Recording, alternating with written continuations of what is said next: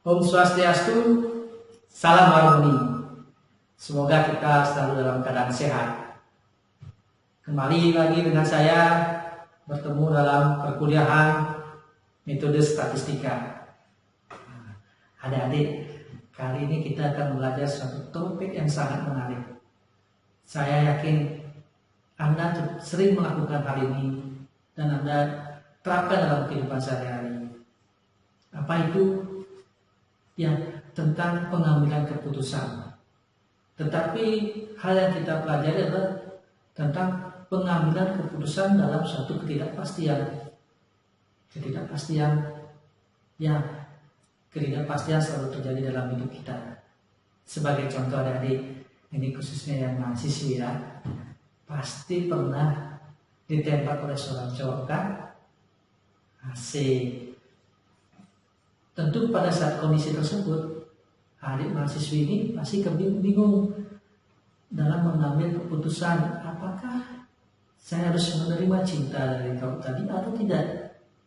Apakah ketika saya mengambil keputusan bahwa saya menerima cintanya, akan memberikan dampak yang baik kepada saya atau tidak? Tentu di sanalah ketidakpastian akan kebahagiaan atau ketidakbahagiaan yang akan terjadi. Nah, adik, kita akan belajar tentang beberapa kriteria yang kita bisa lakukan dalam pengambilan keputusan dalam kondisi ketidakpastian. Nah, itu kita akan pelajari. Baik, berbicara tentang pengambilan keputusan dalam ketidakpastian, kita perlu menyamakan persepsi dulu ya tentang dalam kondisi yang bagaimana sih yang dimaksud sebagai pengambilan keputusan dalam ketidakpastian. Nah, dalam ini ada beberapa hal atau kondisi yang dikatakan suatu pengambilan keputusan itu dalam kondisi ketidakpastian. Yang pertama adalah tidak diketahui jumlah dan kemungkinan munculnya kondisi tersebut. Artinya ketika kita misalkan dalam bidang finance, kita nggak tahu kemungkinan bahwa apakah saham itu naik atau turun, kita tidak tahu. Nah, itu yang dikatakan sebagai kondisi ketidakpastian. Kemudian pada pengambilan keputusan tidak dapat menentukan probabilitas terjadinya berbagai kondisi atau hasil yang keluar. Artinya juga demikian juga ketika kita membeli saham, kita tidak tahu apakah ketika kita membeli pada hari itu akan memberikan return yang tinggi kepada kita atau malah kita kehilangan uang. Kemudian yang ketiga, yang diketahui hanyalah kemungkinan hasil suatu tindakan, tetapi tidak dapat diprediksi berapa besar probabilitas setiap hasil tersebut.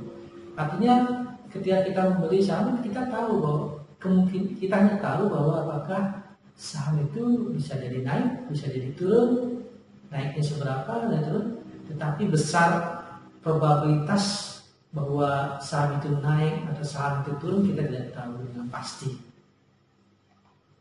Kemudian selanjutnya adalah pengambilan keputusan tidak mempunyai pengetahuan ya atau informasi lengkap mengenai peluang terjadi bermacam-macam keadaan tersebut. Ya, kita tidak memiliki pengetahuan ya. Artinya kita tidak memiliki informasi bahwa besok pasti naik sahamnya. Kita tidak memiliki informasi yang lengkap ya, bahwa kalau besok peluangnya pasti naik nih, kalau besok peluangnya pasti turun. Kita tidak memiliki informasi terkait hal itu. Kemudian hal-hal yang akan diputuskan biasanya relatif belum pernah terjadi. Nah, jika kelima itu kondisi terjadi, itu mengindikasikan bahwa pengambilan keputusan kita lakukan adalah dalam kondisi itu ketidakpastian. Nah, kita akan melanjutkan seperti apa kondisi berkaitan dengan pengambilan keputusan dalam ketidakpastian itu akan selalu berdampak pada beberapa hal. Misalkan ketika kita mengambil keputusan, bisa jadi kita akan mengalami suatu kerugian. Tentu ketika kita mengalami kerugian itu menjadi hal yang tidak baik. Nah, tingkat ketidakpastian tersebut dapat dikurangi dengan berbagai cara, yaitu mencari informasi yang lebih banyak. Misalkan, Ketika kita ingin berinvestasi dalam properti, ketika kita ingin membeli suatu rumah dalam suatu perumahan, kita harus mencari informasi lebih banyak terkait dengan kondisi rumah tersebut, lingkungannya, ketika apakah lingkungan dari perumahan tersebut sering banjir, apakah lokasi perumahan itu strategis. Ya. Dengan informasi yang lebih banyak itu tentu keputusan yang kita ambil akan menjadi lebih baik. Artinya resiko kita akan mengalami kerugian dari investasi tersebut akan menjadi diminimalisir. Kemudian yang kedua, kita bisa mengurangi tingkat ketidakpastian itu melalui riset atau penelitian. Misalkan ketika kita berinvestasi dalam saham, ketika kita berinvestasi saham, kita harus melakukan riset dulu atau penelitian ya. Penelitian kecil misalkan melihat histori dari saham sebelumnya ya, kita lihat apakah tren saham suatu perusahaan itu mengalami tren peningkatan atau tren penurunan. Kita harus melihat itu informasi dari data historis tersebut. Kemudian dari data historis tersebut kita bisa melakukan suatu sedikit pemodelan apakah kecenderungan saham itu di masa yang akan datang mengalami kenaikan. Jika dari hasil riset kita tadi itu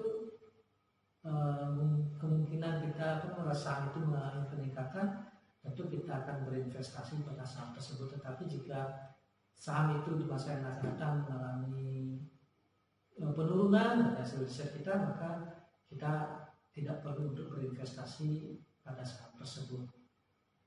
Yang ketiga, menggunakan probabilitas subjektif ini kepada kita sendiri ya, kemungkinannya seperti apa. Baik, kita lanjutkan. Baik, ngomong lagi tentang kondisi yang tidak pasti ya. Di dunia ini selalu tentang ketidakpastian. Nah, kondisi tidak pasti adalah suatu keadaan yang memenuhi beberapa syarat. Yang pertama adalah ada beberapa alternatif tindakan yang visible atau yang katanya dapat dilakukan. Artinya kita bisa memilih dalam beberapa kondisi ya, apakah misalkan kondisinya sedang bagus, sedang lesu gitu ya, maka kita punya beberapa pilihan. Kemudian yang kedua adalah nilai probabilitas masing-masing kejadian tidak diketahui. Ya kembali lagi gitu ya, kita tidak tahu dengan pasti bahwa apakah saham besok akan probabilitasnya akan berapa, itu kita tidak tahu. Kita tidak tahu dengan pasti berapa probabilitas saham mengalami peningkatan, berapa probabilitas saham mengalami penurunan dan lain sebagainya. Kemudian yang ketiga adalah memiliki payoff sebagai hasil kombinasi suatu tindakan dan kejadian yang tidak pasti. Artinya ketika kita mengambil keputusan, tentu akan berdampak pada kita. Misalkan kita membeli saham gitu ya, tentu akan jika misalkan kondisi saham sedang bagus, kita jual, maka kita akan mendapatkan return yang lebih bagus juga. Tapi ketika kita membeli saham sedangkan kondisinya tidak bagus, maka itu kita akan berdampak juga kepada kita nantinya. Baik adik-adik, kita tadi sudah belajar mengenai tentang kondisi-kondisi yang bagaimana disebut sebagai pengambilan keputusan dalam ketidakpastian. Nah, sekarang kita akan belajar tentang kriteria-kriteria dalam pengambilan keputusan. Ada 6. Yang pertama adalah maximaks. Ini adalah untuk orang yang cenderung optimis ya, cocok untuk anak-anak muda yang sangat optimis tentang masa depannya. Kalau di saham disebut sebagai pemain yang agresif ya, karena sangat optimis ya. Ini pengambilan keputusan kriteria maksimal ini adalah dari sekian alternatif yang ada, mana kondisi yang menghasilkan yang paling maksimal itulah yang dipilih. Kembalikan dengan yang minimax. Ini cenderung untuk orang yang pesimis atau cenderung konservatif terhadap masa depannya. Dari sekian pilihan yang ada, mana yang rasanya paling aman gitu ya. Kondisi terburuk, dari kondisi terburuk itu mana yang menghasilkan yang paling besar, itulah yang ciri dari pengambilan keputusan dan kriteria minimax. Sedangkan untuk yang Laplace itu istilahnya adalah equal likelihood, yaitu pengambilan keputusan dengan mengasumsikan bahwa setiap kejadian itu memiliki kondisi atau probabilitas yang kemungkinan yang sama, ya. Probabilitas munculnya kejadian itu adalah sama. Sedangkan kalau yang regret itu kriteria pengambilan keputusan akan mengalami suatu kerugian apabila suatu peristiwa terjadi menyebabkan alternatif yang dipilih kurang dari payoff maksimum, atau dengan kata lain pengambilan keputusan ini dapat diperoleh dari hasil keputusan yang maksimal agar tidak terjadi suatu penyesalan atau regret, ya, dan dapat bertindak ke depan dengan melihat keadaan masa lalu. Nah, seperti apa detailnya nanti kita lihat di studi kasusnya, ya. Kemudian yang realism ini pengambilan keputusan yang istilahnya adalah kombinasi antara maksimal dan minimaks, campuran, ya, antara maksimal dan minimaks, jadi tengah-tengahnya seperti apa.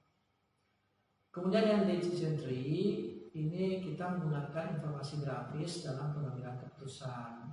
Decision tree itu adalah pohon probabilitas. Seperti apa detailnya nanti kita akan lihat detailnya.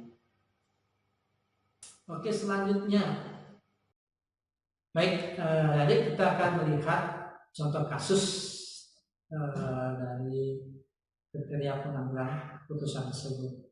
Nah, misalkan tadi saya ngomong tentang finance, ya, kita finance itu sangat menarik, ya, karena siapa yang tidak butuh uang. Nah, misalkan di dunia finance kita memiliki sejumlah dana, ya, sejumlah dana segar kita akan memiliki. Kita ingin berinvestasi, ya, kita akan memanfaatkan uang itu, atau kita mau menginvestasikan uang yang kita miliki, tapi kita bingung, kita mau investasi ke mana nih, ya. Kan itu dalam kondisi ketidakpastian, apakah saham, kalau kondisi COVID sekarang seperti sekarang, apakah cocok saya menginvestasikan dana yang saya miliki ke saham atau ke reksadana? Reksadana apa ya? Misalkan reksadana gaji tetap, saya ingin 10 tahun lagi saya punya pendapatan sekian, atau obligasi atau deposito, yang paling simpel, katakanlah deposito. Apakah cocok dengan kondisi COVID sekarang ini kita mendepositokan dana yang kita miliki? Atau untuk yang mudah ini, saya ingin bisnis properti, itu ya, saya menginvestasikan dana saya ke dalam suatu properti, ya, misalkan rumah atau tanah, ya. Nah, untuk mengambil keputusan itu tentu kita semuanya mempertimbangkan banyak hal. Nah, kita akan menerapkan tadi beberapa kriteria tadi ke dalam permasalahan berikut ini. Baik, ini contoh kasusnya, ya. Saya ambil beberapa alternatif investasi saja, ya. Misalkan obligasi, ada deposito, ada properti, itu alternatif investasinya. Saya mau milih dana saya yang tadi, yang saya miliki tadi itu adalah saya mau investasikan obligasi atau deposito atau properti, ya.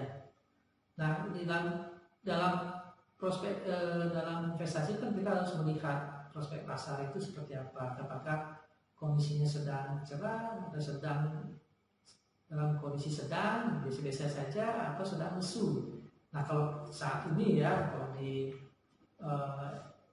pada saat ini Indonesia kan sedang hampir mengalami resesi atau sudah mungkin, ya. Tentu itu mengindikasikan bahwa perekonomian sedang lesu, gitu, ya, karena dampak dari COVID-19 ini, ya. Tapi kita lihat contohnya dulu, ya. Ada 3 kemungkinan prospek pasar, yaitu cerah, sedang, dan lesu. Ada alternatif investasi, saya punya uang, kita punya uang, saya mau investasikan ke obligasi, deposito, properti dengan kondisi, ada kemungkinan kondisi yang akan terjadi, yaitu cerah, sedang, lesu. Nah, di sana di tabel kita lihat kalau misalkan kalau obligasi pada saat kondisi cerah akan mendapatkan hasil sebanyak 200 dari sejumlah dana yang kita investasikan. Kemudian kalau deposito 175, kemudian properti 250. Kemudian kalau dalam kondisi sedang itu seperti itu, ya, ada 65 untuk yang obligasi, 100 untuk deposito dan seterusnya. Nah, kalau kriteria maksimal gitu ya, seperti yang disampaikan tadi, bahwa kita memilih dari beberapa alternatif itu yang menghasilkan hasil yang paling maksimal. Nah, kita lihat dari alternatifnya adalah obligasi, deposito, dan properti. Kemudian lihat dari kondisinya, kita karena ini optimis nih, kita percaya bahwa kita yakin bahwa perekonomian Indonesia akan membaik dalam beberapa bulan ke depan, jadi kondisi cerah ya. Maka kalau menggunakan kriteria maksimal, maka kita akan memilih properti adalah investasi terbaik untuk kriteria maksimal, untuk orang-orang yang optimis.